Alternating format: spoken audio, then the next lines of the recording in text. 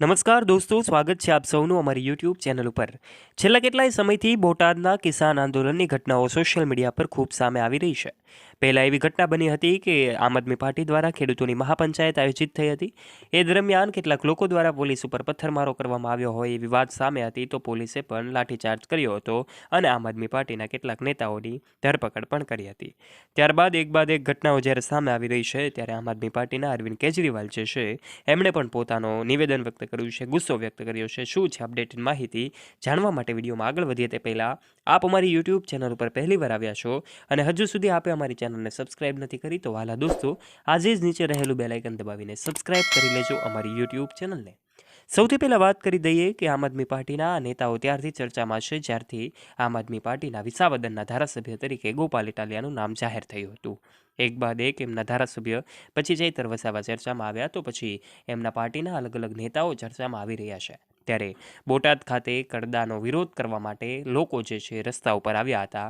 કપાસના પાક હોય કે પછી અન્ય કોઈ પણ પાક હોય, એમના લઈને પ્રશ્નો હતા। ખેડૂતોના આ પ્રશ્નોને ન્યાય ન મળે એટલા માટે તેઓ રસ્તા ઉપર આવ્યા। તેમને ન્યાય મળવો જોઈએ એવી વાત અને રજૂઆત સાથે જ્યારે આ ખેડૂતો રસ્તા ઉપર આવ્યા અને એમનું આંદોલન જે છે એ ઉગ્ર બનતું જતું હતું, એવા સમયે આમ આદમી પાર્ટીના બે નેતાઓ રાજુ કરપડા અને પ્રવીણ રામ પણ એમની આગેવાનીમાં મહાપંચાયતનું આયોજન થયું હતું। પરંતુ સૂત્રો દ્વારા કેટલાક લોકો એવું પણ કહી રહ્યા હતા કે એમાં પોલીસની મંજૂરી ન હતી, તો પછી કેટલાક લોકો એવું પણ કહી રહ્યા હતા કે આ મહાપંચાયત આયોજન શાંતિપૂર્ણ રીતે થયું હતું, એમાં આ સમગ્ર ઘટનાઓ બની હતી।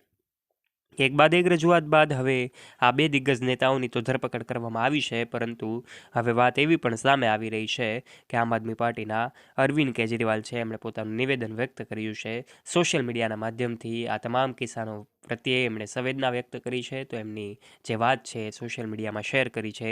શું છે તમને જણાવી દઈએ કે અરવિંદ કેજરીવાલે એવું કહ્યું હતું કે જે 85 જેટલા ખેડૂતો, જે એમનું કહેવું એવું છે, આમ આદમી પાર્ટીનું કહેવું એવું છે કે જે લોકોને પકડવામાં આવ્યા છે એ તમામ 85 લોકો જે છે નિર્દોષ છે, એને છોડી મૂકવામાં આવે એવી રજૂઆત સાથે આમ આદમી પાર્ટીના લોકો જે છે રસ્તા ઉપર આવ્યા હતા। તો પછી અલગ અલગ જગ્યાએ આ દિવસને કાળો દિવસ ઉજવવાની વાતો પણ તેઓ કરી રહ્યા હતા।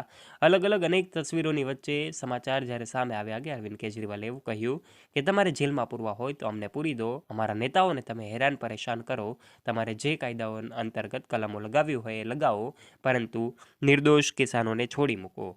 આ રજૂઆત સાથેનો એમનો વિડીયો સામે આવ્યો હતો। એમણે એ પણ કહ્યું હતું કે અમારા આમ આદમી પાર્ટીના બધા નેતાઓને પહેલાં ફસાવવાની કોશિશ થઈ, ચૈતર વસાવા જેમને પણ જેલવાસ ભોગવવો પડ્યો હતો, તો પછી એમણે પોતાને અરવિંદ કેજરીવાલ હોય, મનીષ સિસોદિયા હોય, એમના સહિતના આમ આદમી પાર્ટીના તમામ નેતાઓને એમના ઉપર કેસ કરવામાં આવ્યા હતા, પરંતુ આ નિર્દોષ ખેડૂતોને છોડી મૂકવાની વાતો કરી હતી। પરંતુ આ વિડીયાઓ જે સામે આવી રહ્યા છે સોશિયલ મીડિયાના માધ્યમથી છેલ્લા કેટલાય સમયથી અનેક વિડીયોઝ ફેલાયેલા જોઈ શકાય છે, ત્યારે અલગ અલગ લોકો જે છે ખેડૂતો રસ્તા ઉપર આવી ગયા છે। એવા સમયે આમ આદમી પાર્ટીના નેતાએ પોતાની વાત રજૂઆત કરી છે, સોશિયલ મીડિયા પર એમનો વિડીયો શેર કર્યો છે, ત્યારે અલગ અલગ યુઝર્સ અલગ અલગ કમેન્ટ્સ કરી રહ્યા છે। કેટલાક લોકો એવું કહી રહ્યા છે કે આ ખેડૂતો નિર્દોષ છે, તો કેટલાક લોકો એવું પણ કહી રહ્યા છે આ લોકો બહારથી આવ્યા હતા। પરંતુ શું છે માહિતી, એ તો હવે આગળની કાર્યવાહી થશે ત્યારે જ ખબર પડશે। હાલ પૂરતી આ માહિતી જે બોટાદની ઘટના છે એમના વિશે આપનું શું કહેવું છે, આપનું મંતવ્ય નીચે કમેન્ટ બોક્સના માધ્યમથી કમેન્ટ કરીને અવશ્ય જણાવજો।